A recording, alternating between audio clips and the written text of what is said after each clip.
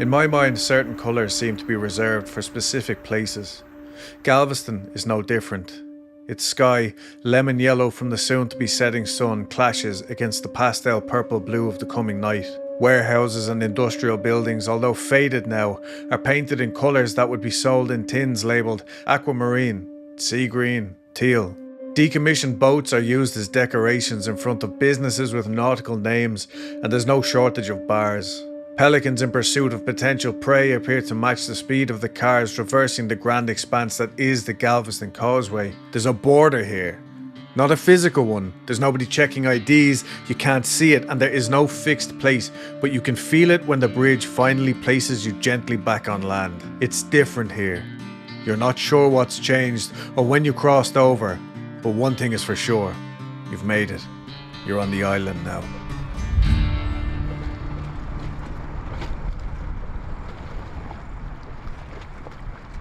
Anamoya is a word that you won't find in the Oxford or Collins dictionaries just yet.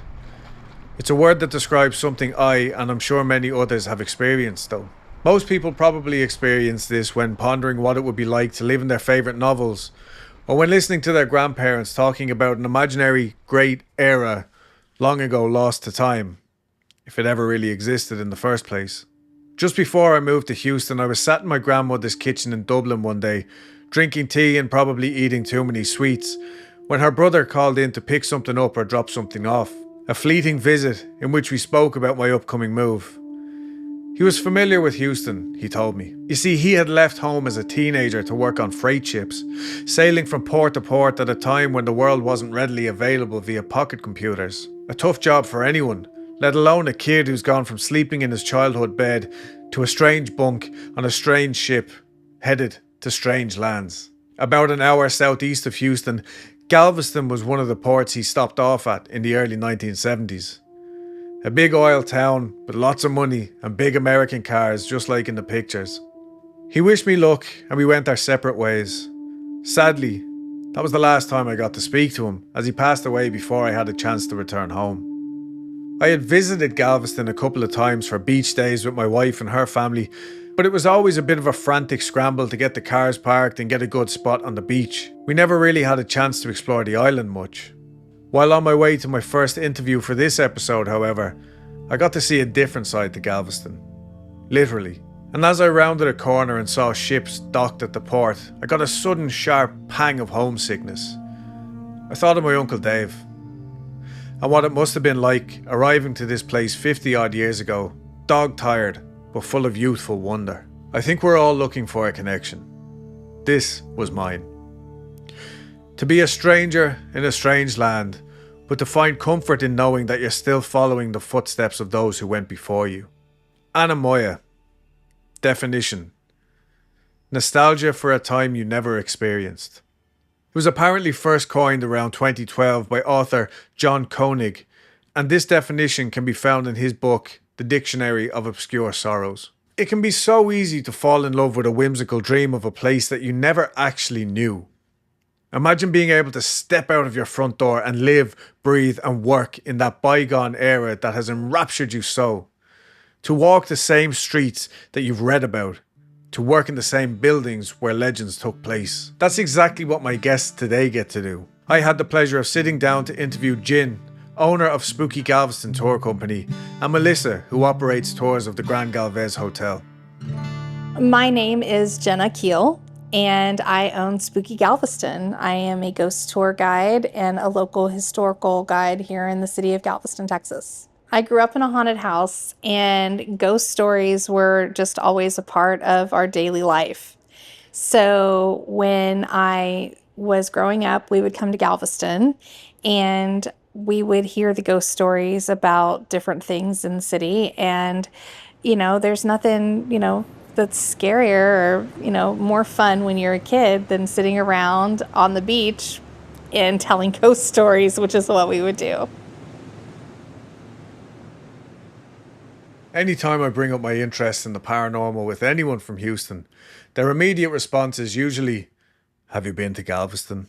The island is notorious for its haunted buildings and graveyards and strange goings on, but why is this particular place teeming with tales of the paranormal? If you're a Houston native, you probably already know. Galveston's convoluted history includes being a part of the Spanish colonies, established as Port of Mexico and bought by Canadians. The city served as the capital of the short-lived Texas Republic, boasted being the largest slave market west of New Orleans, and is the birthplace of the oldest nationally celebrated commemoration, Juneteenth, which commemorates the final enforcement of the Emancipation Proclamation in Texas at the end of the Civil War, which took place in Galveston on June 19th, 1865. By the end of the 19th century, Galveston was considered more prosperous than both Houston and Dallas, despite having a smaller population than both of these cities. But that would change in just a matter of hours, when on September 8, 1900, a great storm would devastate the island and forever alter its trajectory.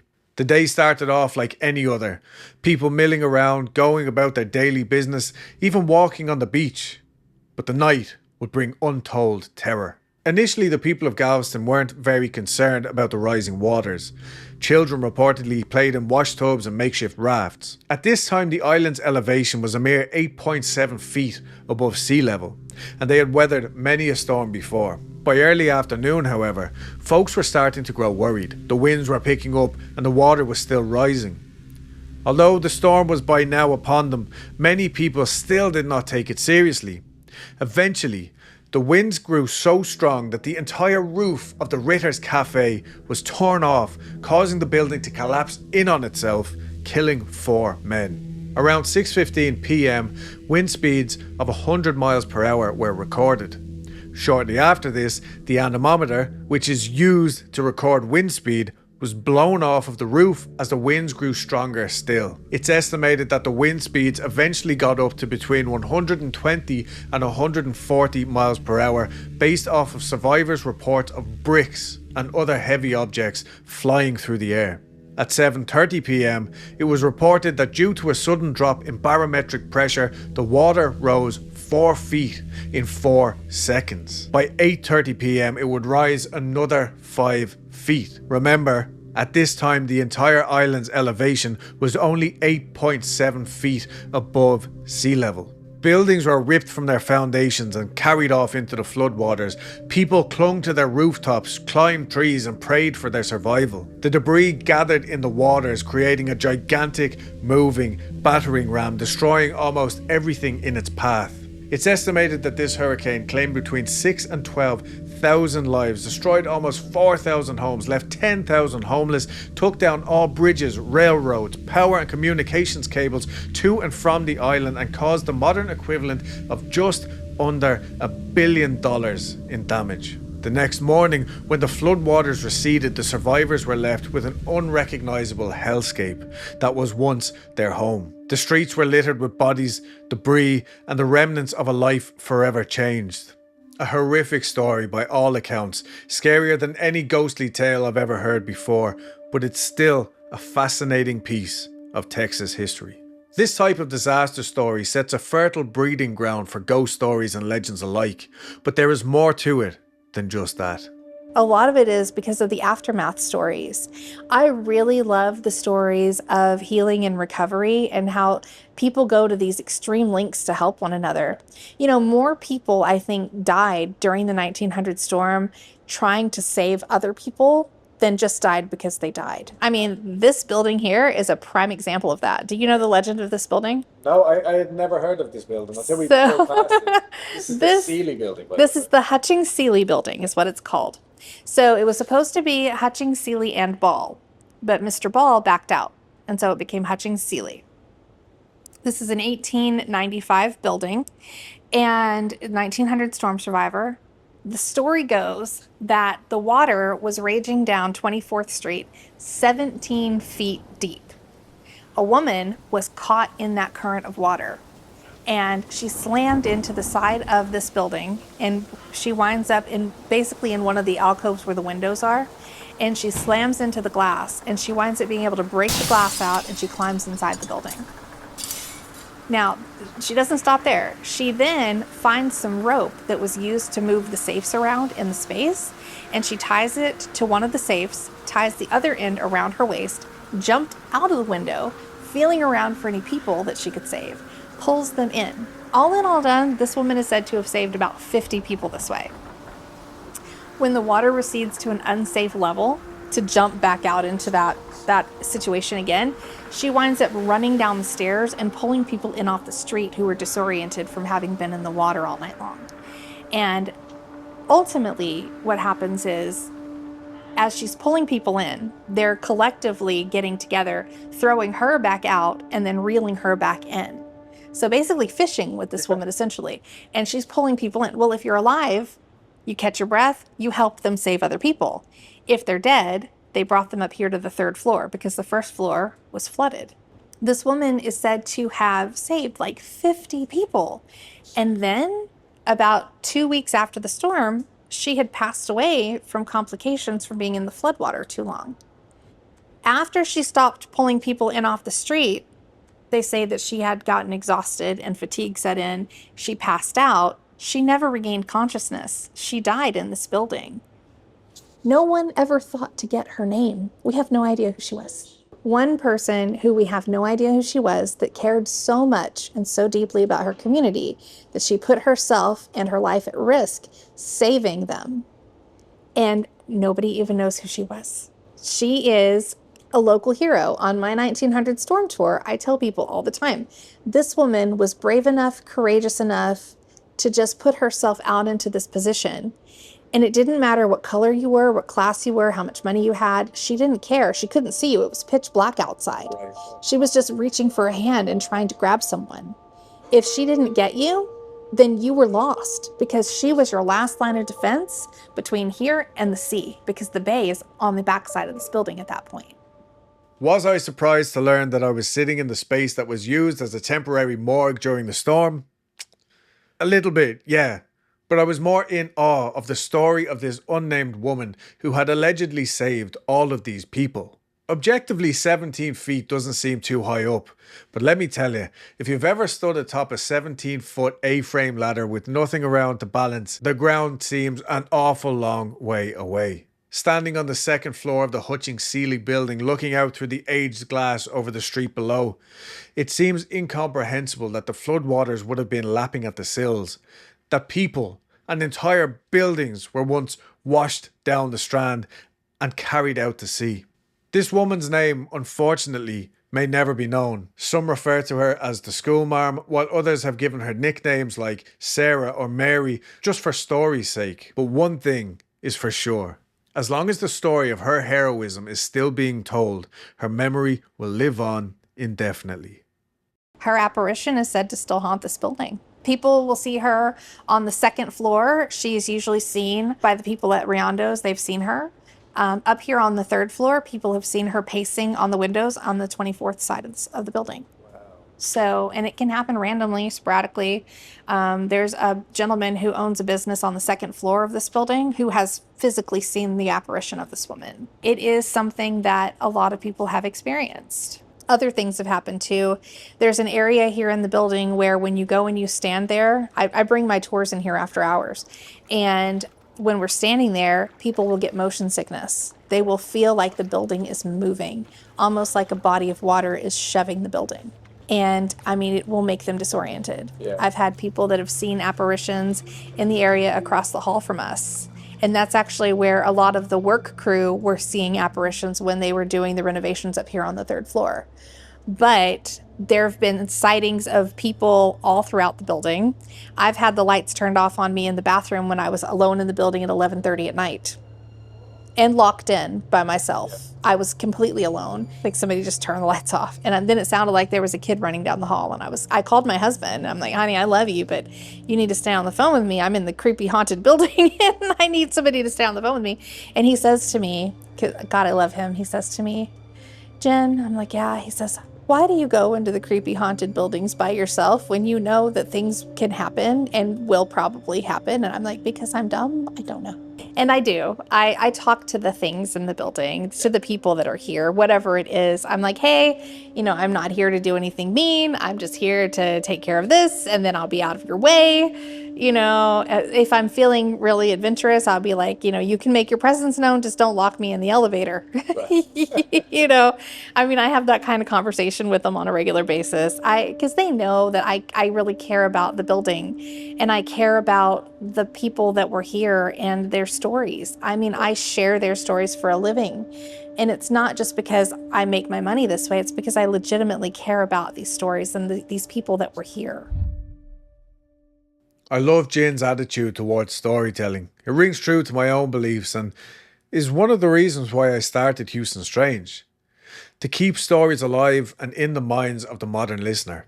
One question that has consistently come up whenever I've sat down to interview guests has been, why are all ghosts some Victorian lady in white?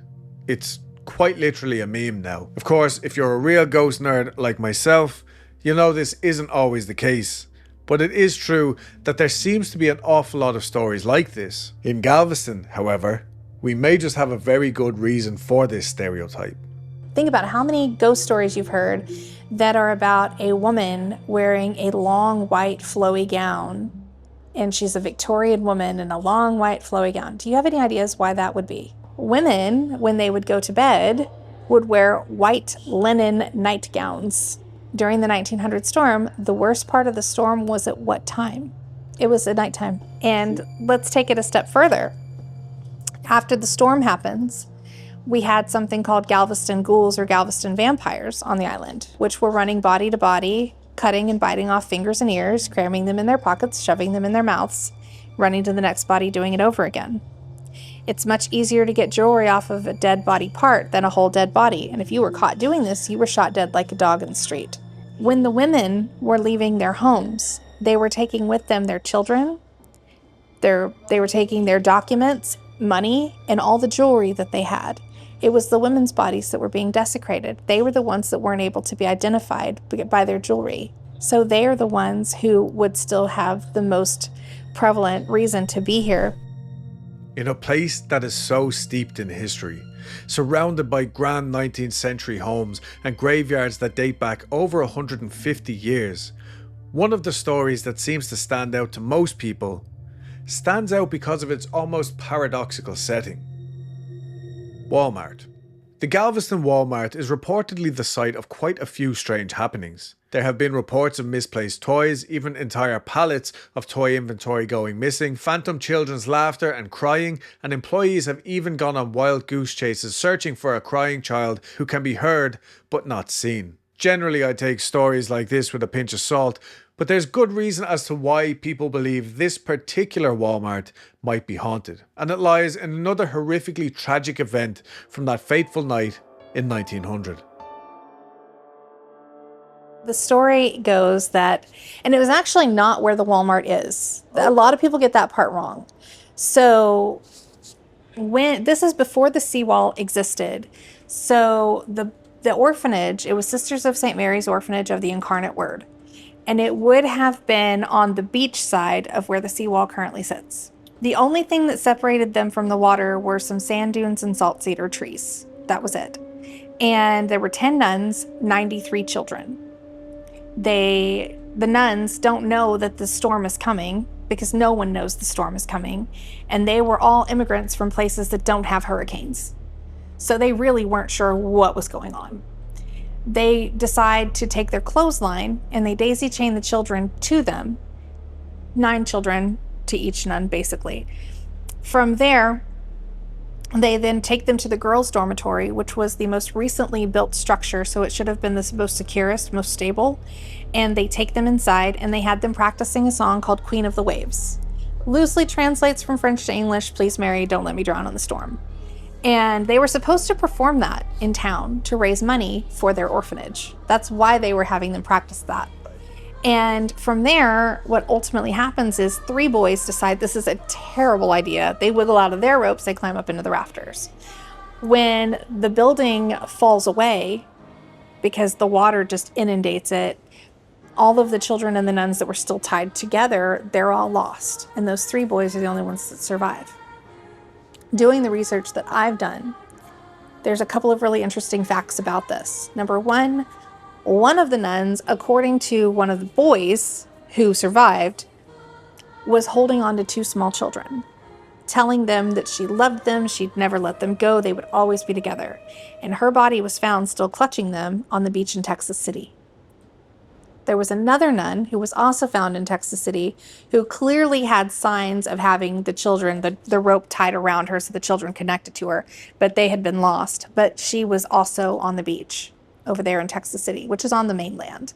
But where the Walmart sits, that's about where the debris field was from the orphanage. And so these were nuns and children who belonged to the Catholic Church.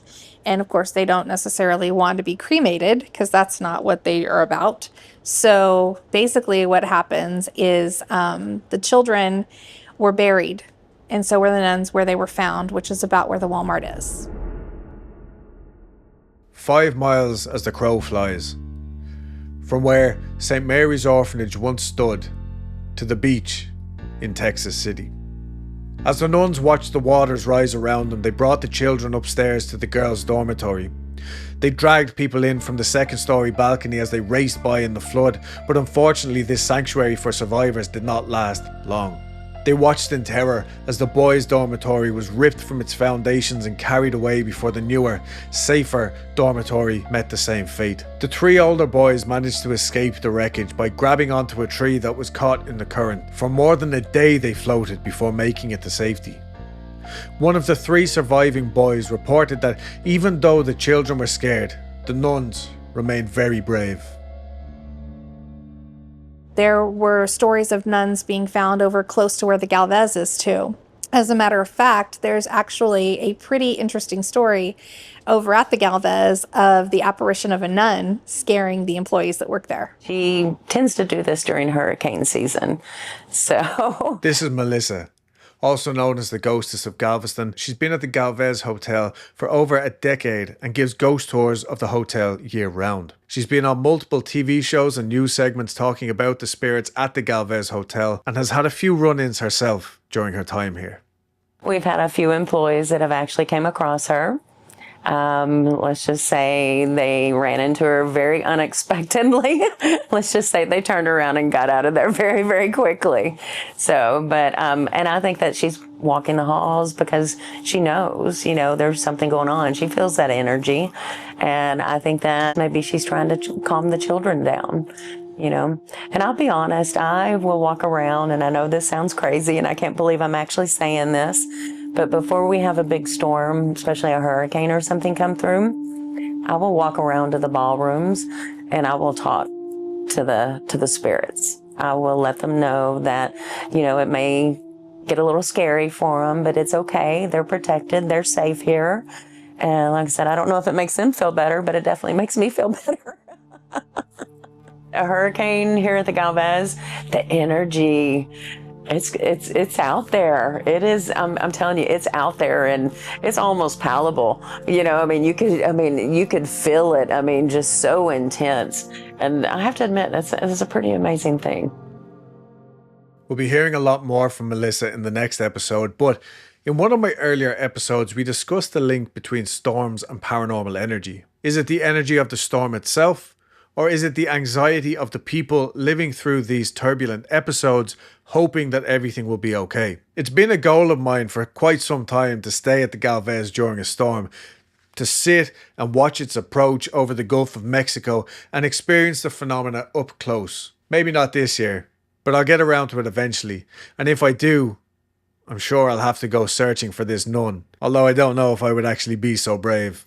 I will admit that I had a couple of interesting experiences while in the Hutchings Sealy building that day, and I can't say for certain that these were paranormal, but they were definitely interesting. One of the little lights that I've had for a couple of years now and had set up for the interview randomly changed colour before the battery completely drained, and one of my cameras completely changed all of its settings. Let's not rule out user error here, but I thought these were noteworthy little occurrences that happened only at the Hutchings Sealy building, and I've never experienced them before. While at the Galvez with Melissa, the same camera was focused manually and managed to become completely unfocused, which requires physical touch to do. I've used this equipment for a couple of years now for various projects, and I've never experienced anything quite like this.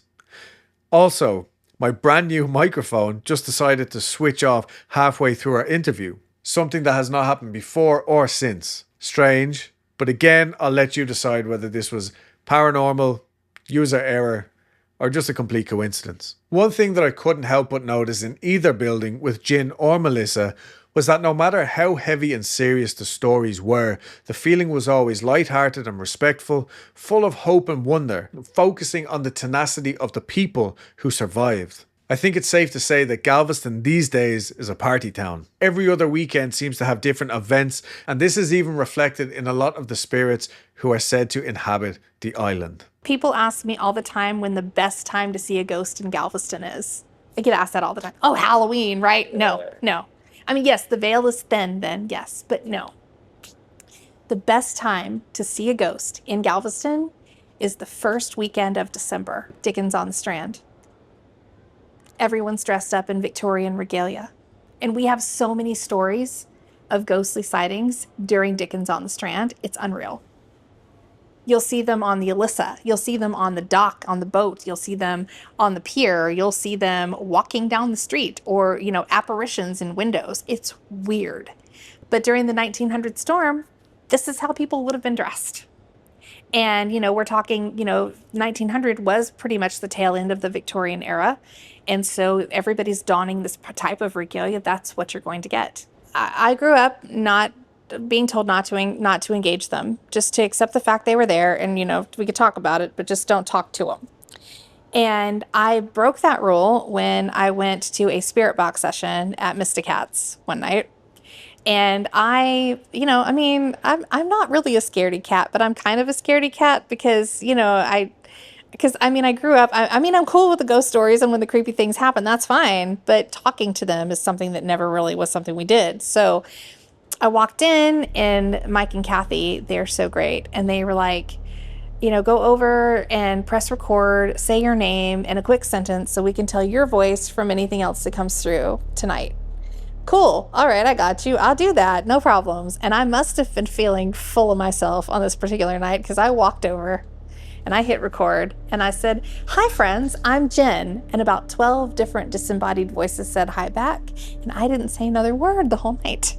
It was weird. Like, there were things that were coming through, like people that were communicating that I personally knew in this life, that you could tell that it was people that I knew. Their voices were coming through.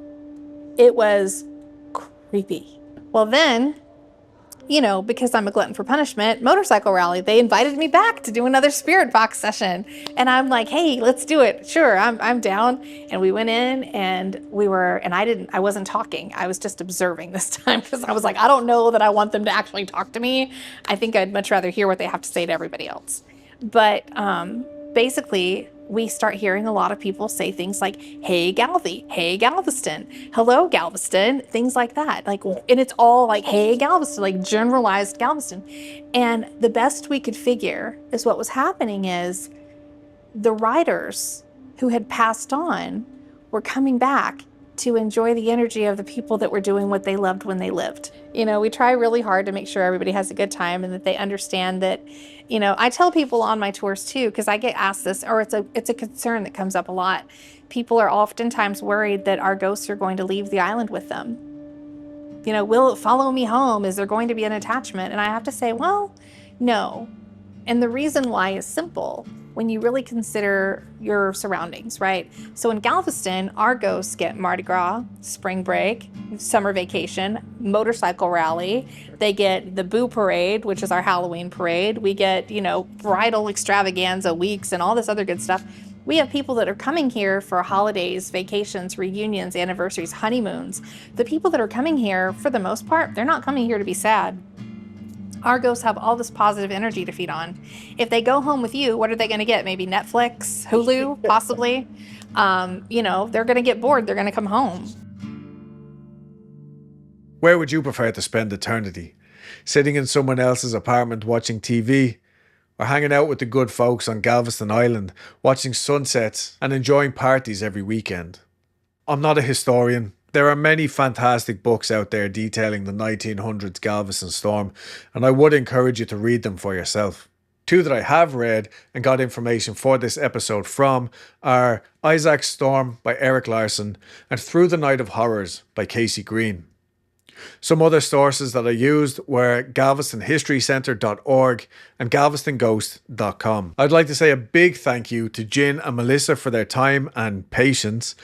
You can find Jin at Spooky Galveston and Melissa at Ghostess of Galveston on Instagram and Facebook. And if you do find yourself in Galveston, please reach out to these local tour guides rather than some of the bigger companies that have moved in and are actively trying to push the local guides out.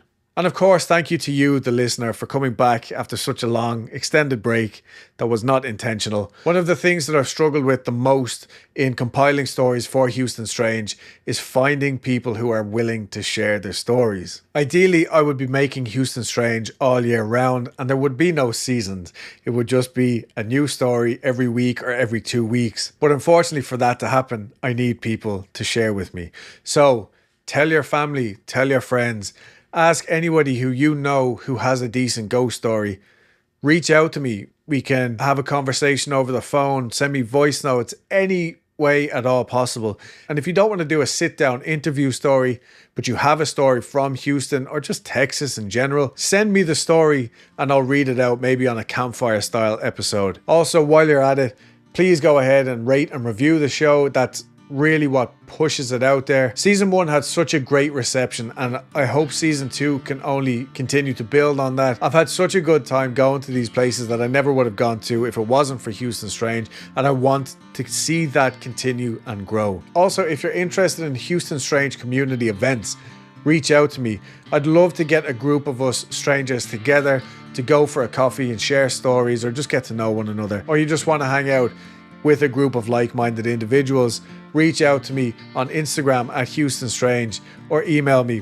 You'll find the link in the show notes. And as always, stay strange, Houston.